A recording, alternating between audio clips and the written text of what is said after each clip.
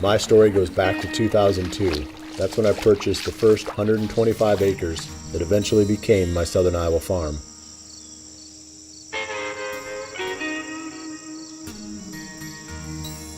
Life was good for nearly a decade as me and my friends shot giant bucks nearly every season.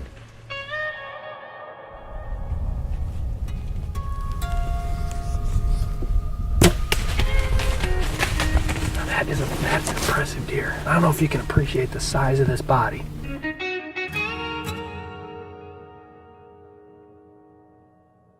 The action peaked in 2011 when I shot 2 great bucks and missed an even bigger one, and our son shot an equally impressive deer. I don't even know how to react to that.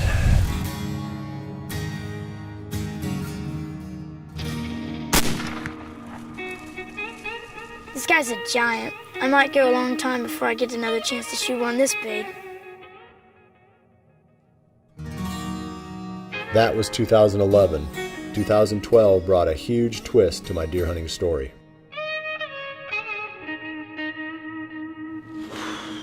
Well, here's Bubba. EHD claims another monster. Though I was lucky enough to kill a giant that year, a sucker punch from EHD took the wind out of me and has left the farm in a state of recovery ever since. I spent the 2013 season cleaning up a few of the EHD survivors, but there weren't many of them, and it didn't take long before they were gone. The fallout from EHD killing 2/3 of my deer herd really hit in 2014.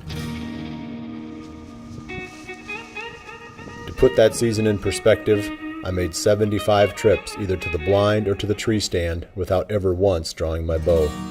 There is no sure thing in this game. So this is my story. The stage is set for 2015. My new season promises to offer all of the challenges of deer hunting without many of its rewards. I know it's going to be tough. 3 bucks quickly grabbed my attention. There's an old friend we had nicknamed Big Junior, a deer I have some history with. Another is a tremendous younger buck that I'll have to decide whether to shoot. The third is a very solid 10-pointer with a massive inward turning rack.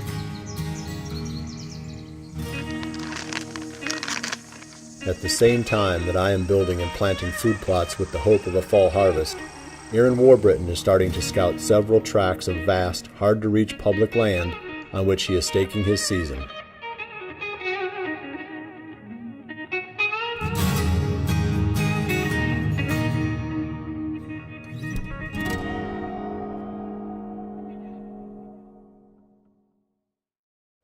Going into every season, you need to have confidence in your tackle. Preseason practice is a big part of that, but knowing your gear is also important. I've been shooting Hoyt since 1995. That's 21 seasons of confidence. Of course, one of the management goals on our farm is to grow the biggest and healthiest deer possible. One of the best ways you can do that is to meet all of their needs, including their mineral requirements. That's why I use trophy rocks and place them in high activity areas where the deer are most likely to find them.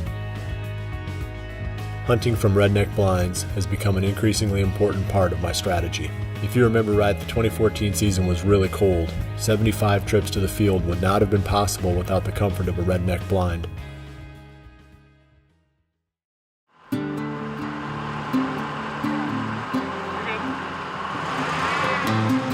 Well, it's late July. We're headed out on the lake right now. We've got some new public spots that we're gonna go check out that we can only access by boat or canoe. So John's bringing the boat in here. We're gonna hop in, go see if we can find some killing spots for the rut. It's 6-7 feet deep right there. Well, I just want it to be barely deep enough, just barely deep enough that you can get in there. Growing up in northeast Missouri, my family and I started hunting public land at a very young age, and it's always presented a special challenge to me. We're hunting deer that anybody else has got the right to chase. Where all those trails come across, especially if the ditch flattens out up there. Yeah, there might be a good crossing somewhere. I've got access to private ground in our area, but every season we find ourselves trekking around on the public land spots. There's just an adventure aspect to it, and it's pretty cool to be out there elbow to elbow with everyone else trying to accomplish the same goal.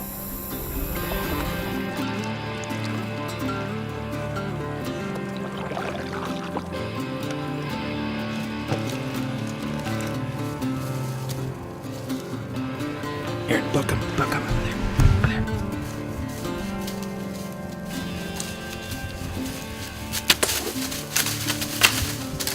We have been in the stand maybe 15 minutes. The neat thing with this area is that it is very hard to access, so the best way to access it is using this canoe. Going into 2015, we started out as we always do in midsummer, trying to find new areas to hunt. And this year, we had my buddy John's duck boat that allowed us to get to some of these remote areas. Well, it's August 20th, and we're back down here at our public land river spot. This is the same piece of land that I killed my buck off of last year out of the canoe. Hopefully, a lot of bucks will come out here tonight, and we can get an inventory of them on this place.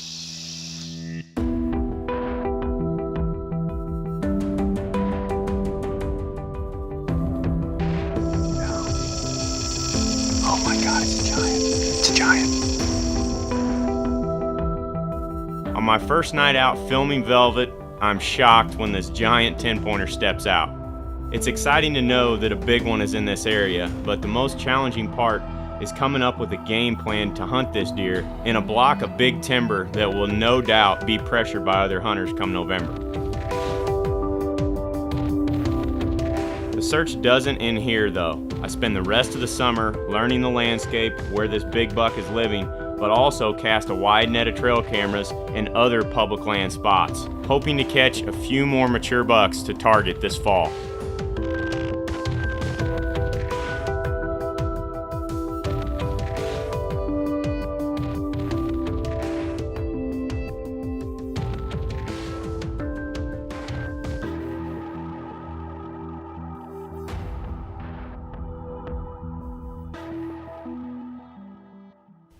The Cabela's instinct-reliant whitetail system is perfect for layering, especially when hiking long distances on public land and trying to keep our clothing sweat-free. A great place to set up your muddy cameras during the summer is over old licking branches and scrapes. Deer will use these licking branches during all times of the season and help you gain an inventory of the bucks before fall arrives. During the midsummer, we use these muddy climbing sticks all the time when we're out scouting. They're lightweight, easy to pack. We just bring a group of 4 of them in here, scale up the tree. That way we can scout out all of our trees for our tree stands for the upcoming fall, and then we come right back in with the same set of sticks, zip right up the tree, ready to kill them. Muddy climbing sticks, very easy tool to use, especially for those of you hunting public land. The Realtree Extra Green pattern is the perfect choice for summer scouting. A lot of times we just wear a t-shirt out there. It keeps us cool, but hidden from these bucks at the same time.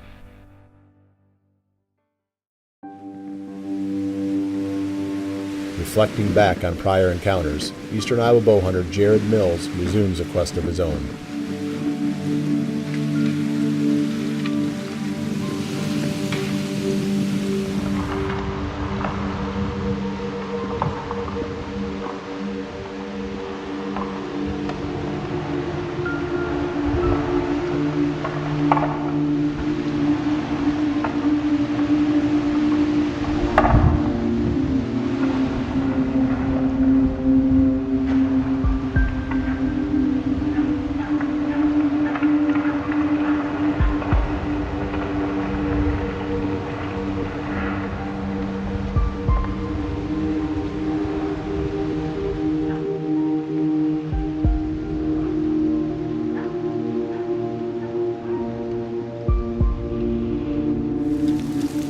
That's unreal.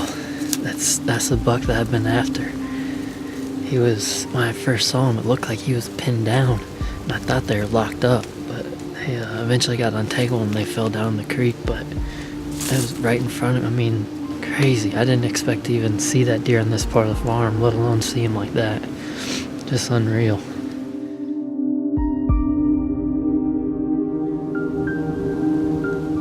After the November 11th encounter with the buck I called George Brett, he became my obsession for the rest of the season. He was definitely a daylight mover. I played cat and mouse with him, patterning him with trail cameras and moving in on hang and hunt missions. Though I saw him 6 different times, he always managed to stay out of bow range.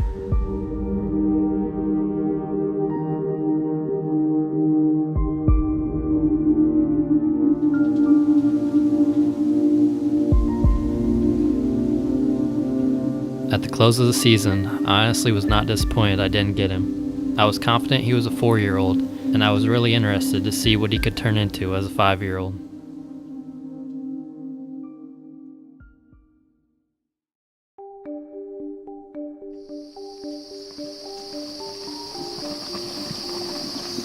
Well, it's August 30th. Checking cameras, making a few mock scrapes, but the main priority is to come out here and get some plot booths sprayed on a couple of these secluded food plots. I came and playing some big and beastie probably 2 weeks ago now, and this spot that I'm standing in particular is the one I'm most excited about. Held a lot of good deer last year, a lot of bucks just using this area, and one in particular, George Brett, this was kind of his core spot. So the scrape that's right behind me is the spot that's I got the most pictures of George Brett last year. Just sets up nice. You know, you got creek access over here, just a long narrow food plot, secluded back in these pines. So things are getting close, scrapes are opening up. I'm excited to get things going. As summer progresses, I'm doing everything I can on the farm to make it more huntable, especially in the areas where I encountered George Brett the previous year. By the end of summer, I don't have any trail cam pictures of the buck, but he is showing up on a neighbor's camera, and he turned into a giant. He's now a mainframe 10 with lots of character.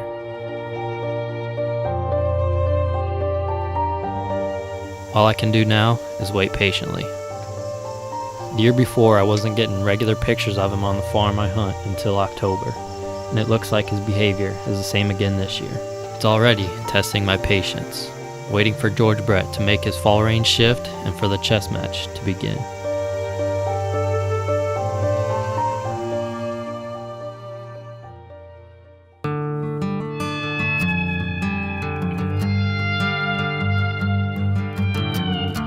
Jared's good friend Mike Reed shares in the same quest, but also has a story of his own to tell. Hey guys, I'm out here at the new farm. Just completed the purchase of this farm. It's the first farm that I own. I'm really excited to be out here and taking this challenge underway of learning a new property and figuring out what's out here. So, first camera on the new farm. Can't wait to see what shows up. It's going to be very exciting with this first card pull.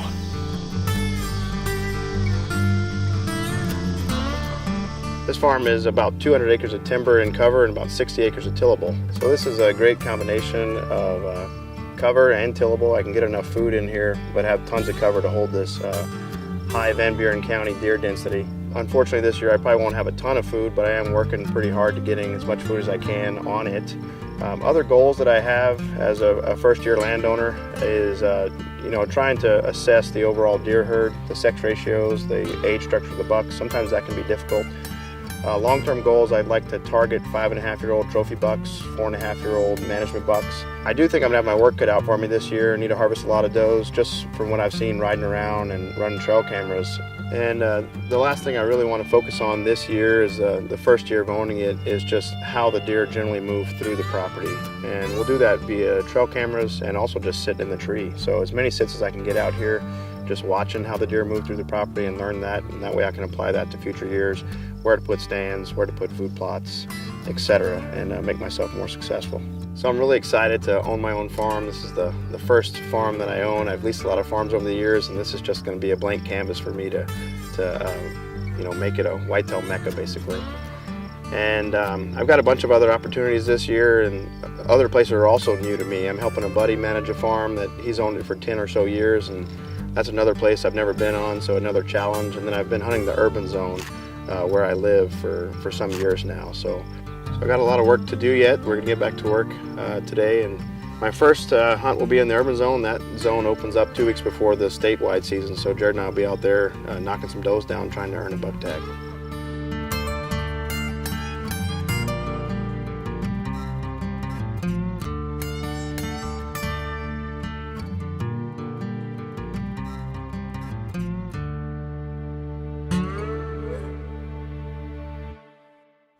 There's no traditional agriculture on the farm where Jared is hunting this fall, so to concentrate the movement of the local deer, he's planted a number of these small, frigid forage, big and beastie kill plots.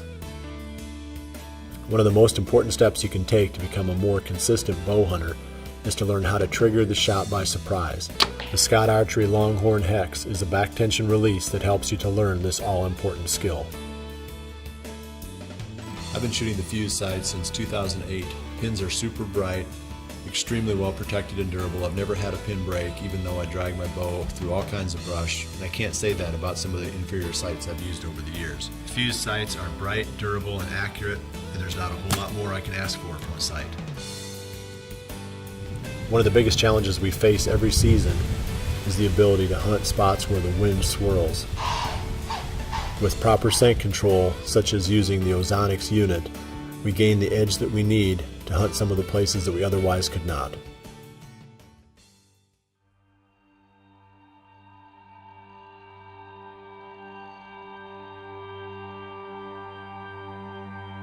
"2015 also marks the start of Eric and John's year-long journey to find and develop 2 new properties, no matter how small.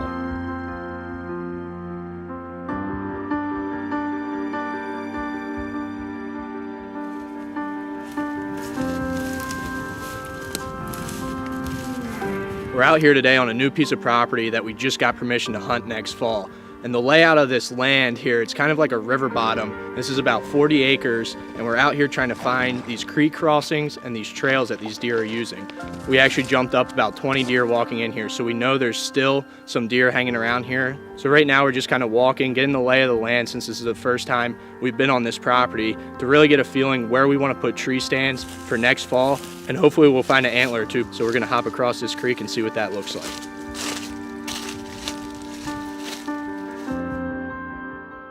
After scouting the 40-acre property for the first time, we were excited about the potential that it shows. Thick bedding cover, pinch points, and numerous large rubs and scrapes, not to mention the big 5-point shed we found on our first pass.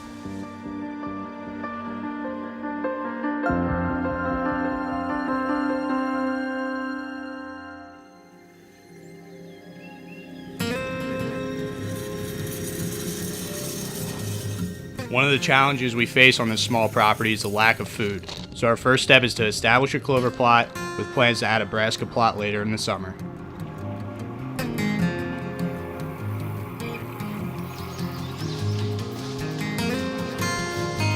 It's May 27th, and Eric and I are back out this property that we've been doing some work on this year. It's a little 40-acre chunk. We got to turkey hunt it this spring. I was able to harvest a turkey here the opening day. Previous to turkey hunting, we were able to put in some pure trophy clover. Unfortunately, right now it's gotten overtaken by grass. We're gonna spray this, and then we're gonna go down to where we're gonna be putting in our big and beastie plot, spray that with Roundup, and depending on what time it is, we got a little poor man plot back in the woods that we wanna try to clear up a little bit, and possibly spray that too. Well, like we said earlier, we're gonna be getting some trophy rocks out here on this new property. We do have some pictures of some deer earlier this spring, and we know there's a few mature bucks on this piece, but we're gonna keep moving here and get a couple more of these rocks out.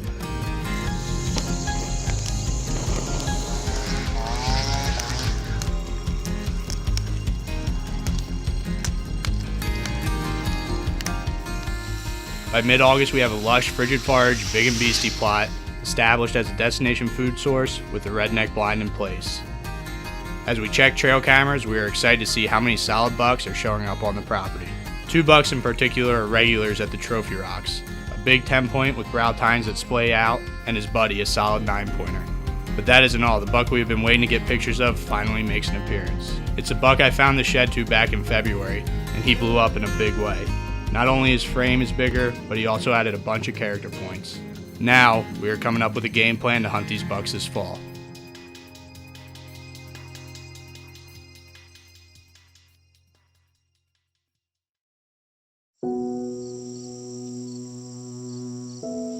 As velvet dries and bucks go hard-horned, the natural colors turn to oranges and browns of autumn. The door is closed on our summer of preparation. The days are getting shorter. The buck's testosterone is starting to rise. Now starts a new chapter in our stories as we begin chasing November.